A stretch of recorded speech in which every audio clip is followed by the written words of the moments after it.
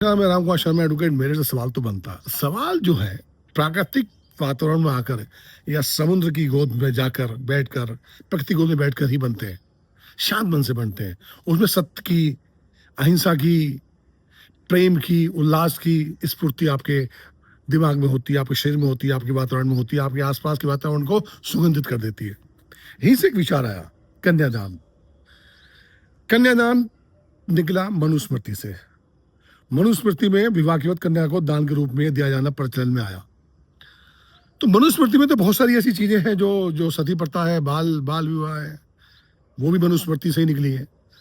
तो समय समय पर जो समाज सुधारक रहे, जो धर्म के नीति निर्धारक रहे, उन्होंने इनको कुछ कुरीतियां मानकर इसका विरोध किया। जैसे सती प्रथा का विरोध हुआ, बाल विवाह का विरोध हुआ। वर्तमान कालखंड में, वर्तमान समय में और काफी समय से जाति प्रथाओं का विरोध हो रहा है कि जातियों का विरोध होना चाहिए, ये जाति विहीन समाज होना चाहिए। सही बात है।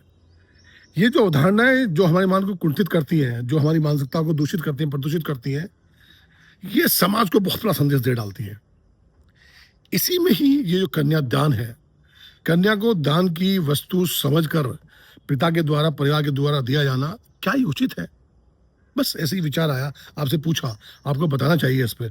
हो सकता है कि मेरी इस बात से कुछ सनातन के ठेकेदारों को, तथाकथित जो अपने आप को उसका धार्मिक राष्ट्रवादी मानते हैं, जिन लोगों को ठेकेदार मानते हो, उनको मिर्ची लगे तो लगे, इसमें क्या कर सकते हैं।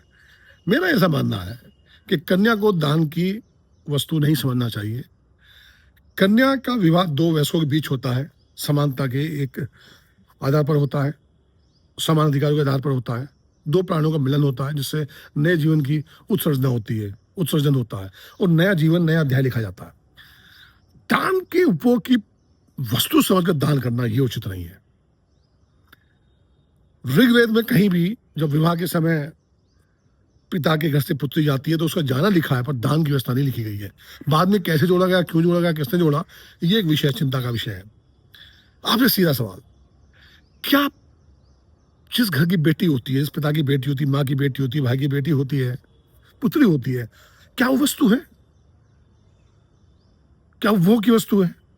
क्या वो दान देने योग्य है? नहीं, वो हमारा इसी शरीर का अंग है, हमारे परिवार की मान है, सम्मान है, प्रतिष्ठा है। कैसे दे सकते हो? वो कोई भोग विलास की वस्तु नहीं है, गाय भैंस नहीं है, सामान नहीं है, संपत्ति नहीं है आप दान कर दें, किसी को यूं ही दान कर दें। तो दान, कन्यादान का विरोध होना चाहिए। कन्या को समान अधिकार देकर, समानता का अधिकार देकर उसके परिवार से उसका विदाई होना चाहिए, उसकी जाना चाहिए। मेरा ऐसा मानना है। गंभीरता से विचार कीजिएगा। मैं कोई वैदिक परंपराओं का या सनातन का विरोध नहीं कर रहा हूं, ना मैं हिंदू विवाह अधिनियम का विरोध कर रहा हूं। दहेज का विरोध करते हो ना आप लोग? अगर इसमें आपको आपत्ति है तो फिर तो आपको सती प्रथा में आपत्ति नहीं होनी चाहिए, पर सती प्रथा भी जायज थी, बाल विवाह भी जायज थी, देवदासी व्यवस्थाएं थी वो भी जायज थी। जो छुआछूत का जो जो तिलक, जो पाखंड, जो उन्माद और जो गहनता के रूप से समाज में पसरा हुआ है, उसका विरोध नहीं करना चाहिए। फिर तो मनुस्मृति से सब चीजें चलनी चाहिए। मनुस्मृति में बहुत सारी बातें बहुत अच्छी हैं, पर बहुत सारी बातें ऐसी हैं जो आज वर्तमान कालखंड में के समय के अनुकूल नहीं है। तो कन्यादान का विरोध होना चाहिए कि नहीं होना चाहिए, इस सवाल बनता है। अपनी प्रतिक्रिया जरूर लिखिए, बताइए, जो भी हो, प्लस माइनस नेगेटिव, जो भी समझ में आए। और मैं कहता हूं पहले अध्ययन कीजिए कि कन्यादान की उत्पत्ति कहां से हुई, कैसे निकली, क्या हमारे वेदों में इसका जिक्र है? वेदों में इस कन्यादान का कहीं कोई जिक्र नहीं है। ये कैसे जोड़ा गया, और जोड़ा गया तो क्यों जोड़ा गया?